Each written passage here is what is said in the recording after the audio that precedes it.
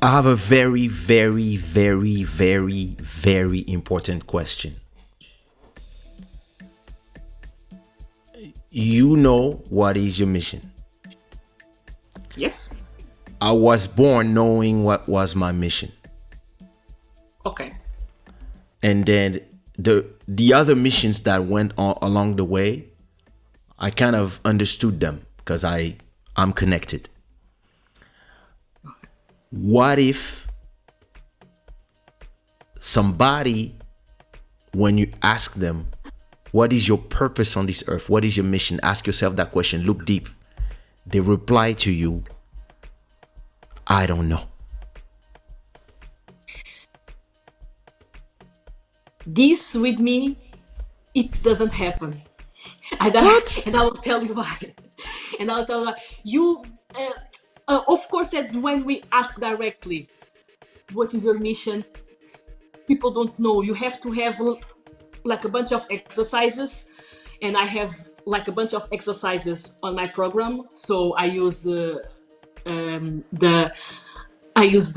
model. I use the SWOT. So I have like a bunch of exercises. The SWOT model. All of these exercises will combine in the end to this final sentence, right? Because when we so for example, in the Ikigai model, we reply things like what do I like to do, what I was paid for, what I think the our world needs the most, and it misses other questions. So it's actually four. But yeah, so like like this is one model, and then like doing the SWOT analysis. So what our strengths, our weaknesses, what is our opportunities, threats. So doing these kind of exercises actually help us in define, okay, I'm getting into something, you know, that by the end will lead to actually write the sentence. Do you believe that we can know what somebody wants just out of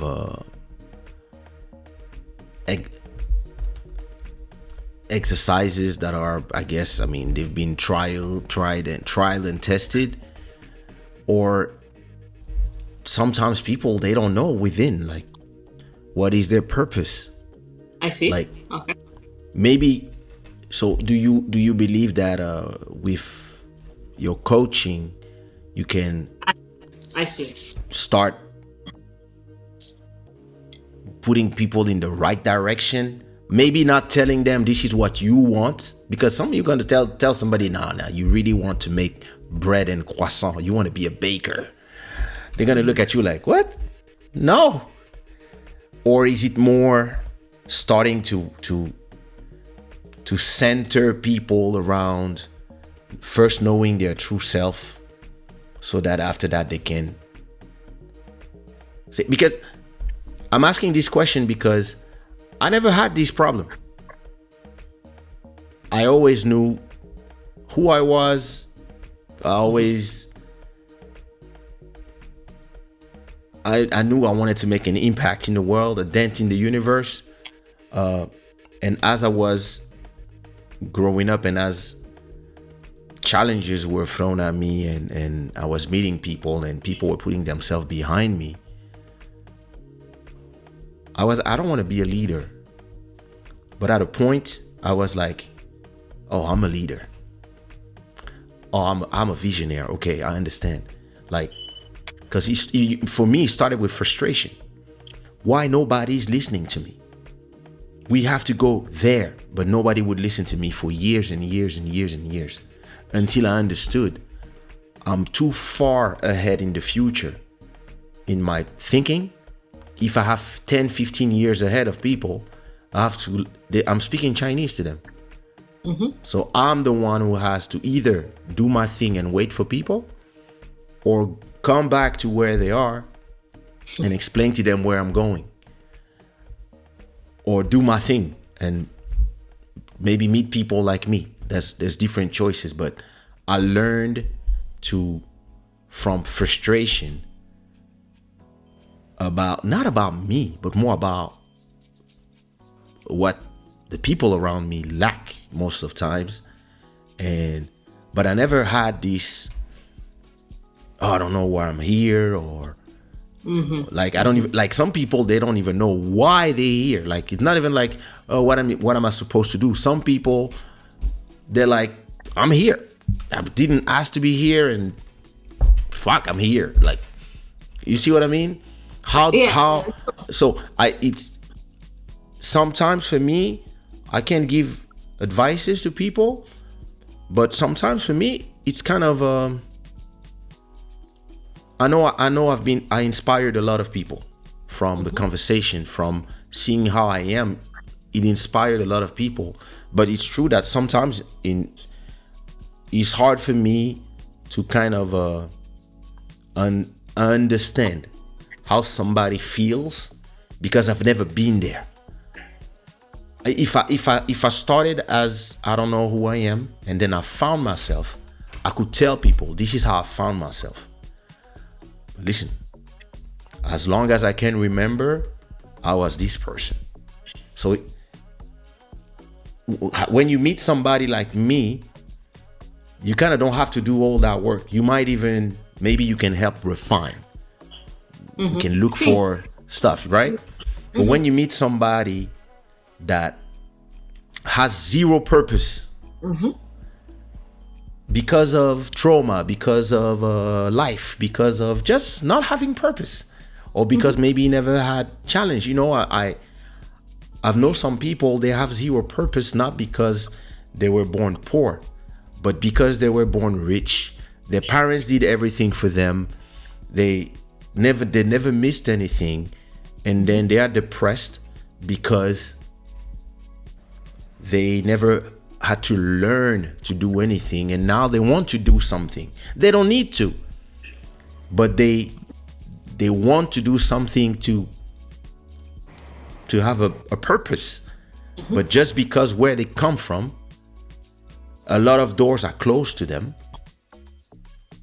because their parents wouldn't let them do certain things like singing or whatever.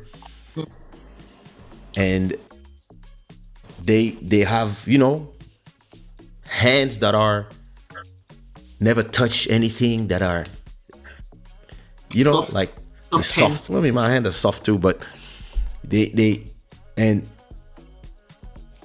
a point they look at themselves, and I'm like, what I am here? What am I doing here? Like, so how do you help somebody like this?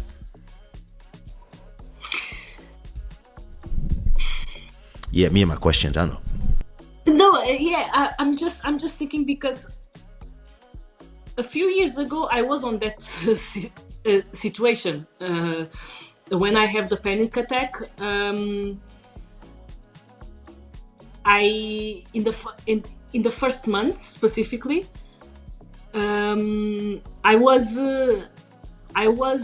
way inwards, you know, and I think before actually starting to look for answers, there's a phase where we personally we have to understand in terms of learning directions where we are going, because sometimes it might be coaching, but it might be also be like therapy, but might be also, I don't know, someone I met during my I don't know, my professional like during a conference, you know. So I think there's a time specifically when we are completely lost. When we are completely lost is where we have to explore options, you know. Like before, I think, yeah, we have to explore options before going going into something, into learning something, either a coaching program or yeah, I think, and I'm saying that because when you go for a coaching program, you have some percentage of certainty about about something, like about your purpose or about your mission, even though you don't know, but you have but you if you choose a specific person of specific school to start like a coaching program, because a coaching program is something very personal, right? Because you choose the person not only because of the credentials, but also because you relate with the person, energies, background, the professional background, or goal. Like that person is in the state where I want to be, right? So it's something. Yeah. So that person is in a state where I want to be.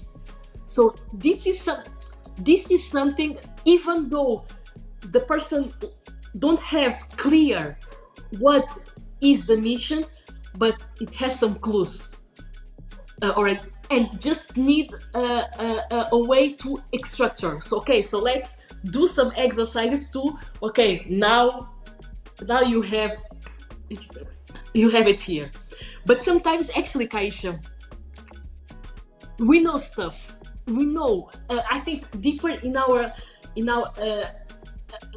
and when we are in a state where we know, we only need someone that can like help us asking the right questions, going deep. Unlock.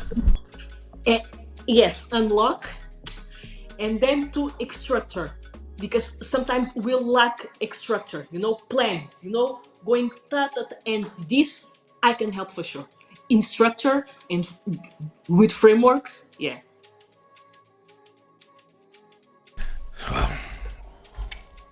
Deep, huh? Deep. It's important to go deep.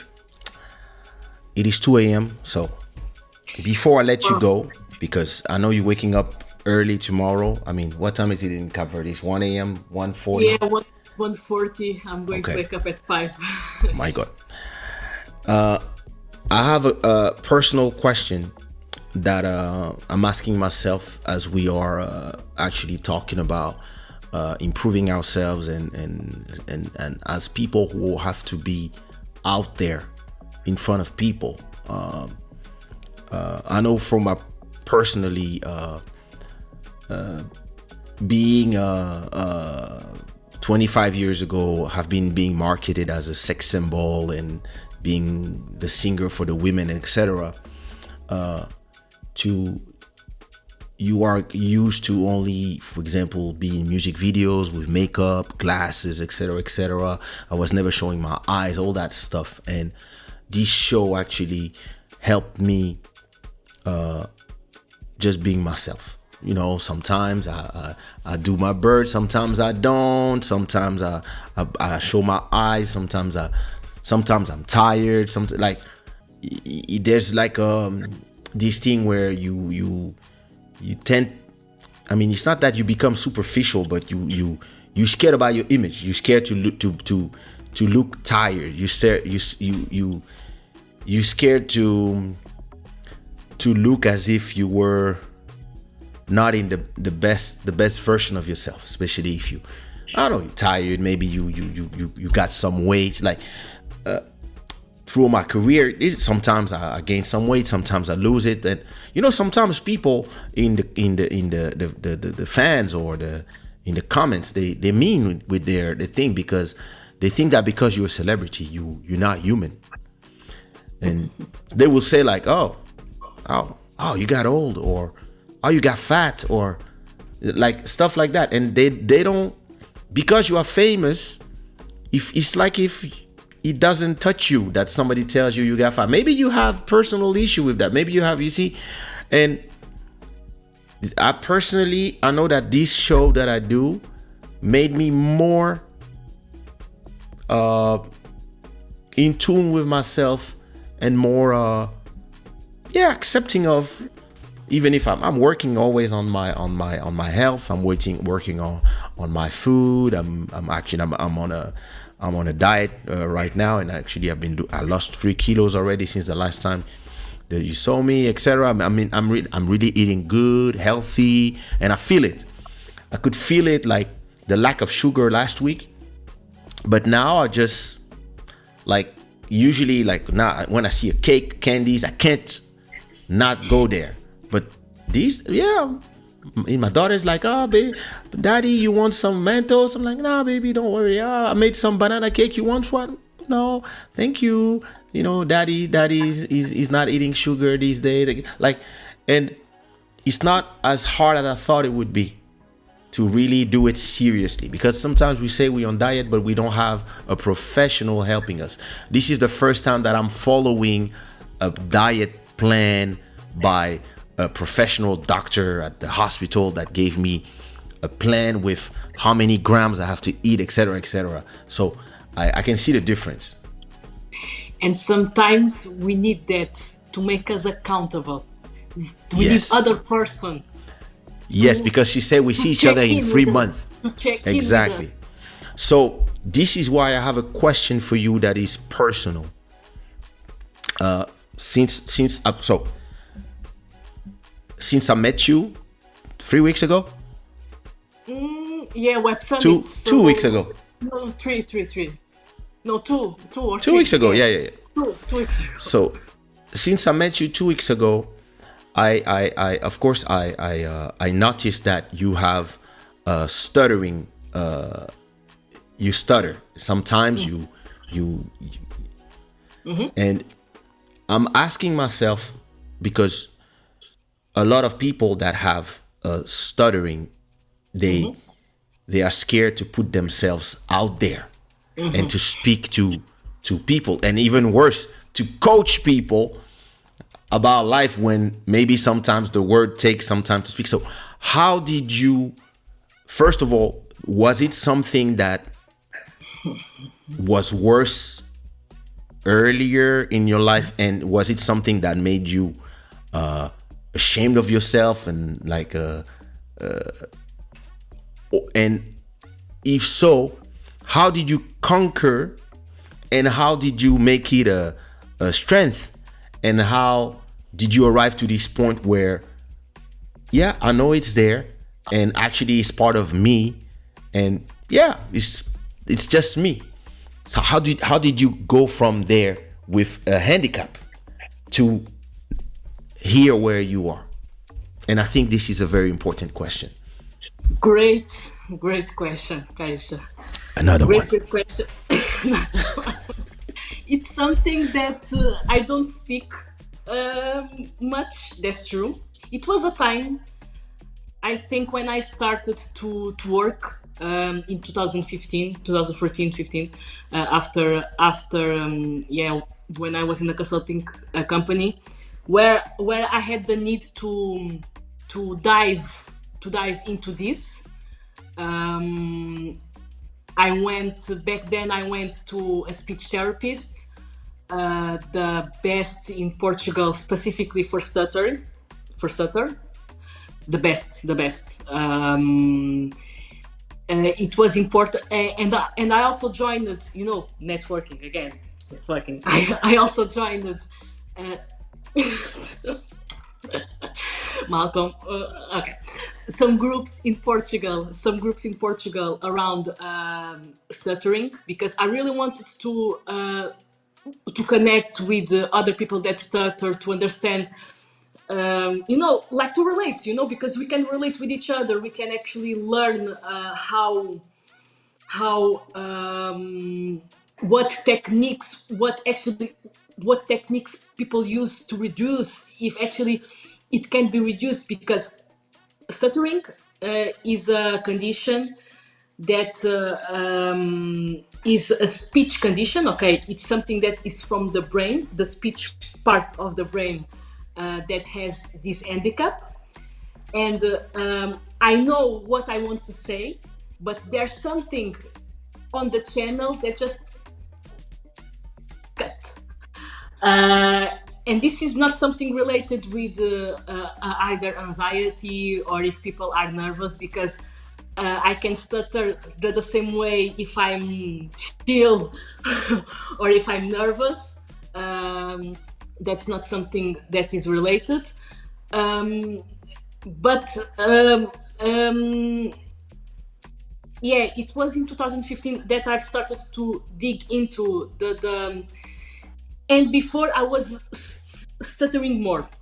Right now, I know techniques, and I know that, for example, if I pitch, if my pitch is slow, I almost know, I almost don't stutter, you know. But my original pitch is really fast, so it's something that I have to train. But Okay. for specific events, like for example speeches, I can train this. If you see my last speech, it was in the Tropic Business something summit. During the 7 minutes, I didn't stutter, and my pitch was way lower. So and I could manage it. I've learned this throughout time. I've learned this with my speech therapist back then, and also with stuttering. When we grow up, this cannot be removed or yes. So the earliest this can be diagnosed. Diagnosed. Diagnose. Yes, sorry, I'm just sleepy, yeah, like recently. Diagnose, the better. So that's why when parents, if you see your 5 year children starting to have some stuttering, it's not yeah, like 5 years, it's not something, oh yeah, like they are starting to talk. No, straight directly to a doctor, to a speech therapist, because there's something there. With that age, it can be reversed, but as long because I think it's from the age of 8 that our learning process like started to stabilize, and from that time it's way difficult to to to to to actually reverse. So before it was way worse, and after in 2015 when I dig into this, and it was because of that, because before I was really shy, but I was shy because I was ashamed of my stuttering. It was because of that. It was not because I was shy that it was because I stuttered that I was shy. And I talked with myself since I was in university that in every kind I need to put me out more. And I think it was because of stuttering that I wanted to challenge myself. So I went to marketing, to an area where we have to expose ourselves, do we have to market either ourselves or businesses, so we have to make a lot of presentations. So actually I think my path, if I look back, was always to challenge my weaknesses, maybe. I'm just thinking right now about that, because I've always liked to do like public speaking. I mean, Toastmaster. For example, I don't know if you know Toastmaster. Is Toastmaster is like an international group or association where people can go in to train their public speaking techniques, it's a leadership techniques, and like not only with Toastmaster, but although in other venues where I could actually expose myself, and present myself, because I really wanted to challenge, to challenge this part of myself, and actually not being defined as being a person who stutter. I'm way more than that. And now that's why that I don't talk much about this, because it's something that, yeah, it's there, but I know that maybe it's it's important to share this story also. Right. Yeah, that's why I thought it was an important story because I mean I've dealt with my son didn't speak until he was 8 years old, and then he had a lot of language problems. So he's been all his life with language therapist, and I've I always thought that he would never be able to speak like properly, and now that he's about to be 20, now he speaks. Yeah, maybe I That's awesome. stutter sometimes, but it's he's so far from where he comes from that yeah, you know, it's interesting. It's always interesting to know the life story of people and how they challenge themselves. I believe that what I take from your story and from your experiences is that you I believe that you challenge yourself more than the world challenges you. For sure.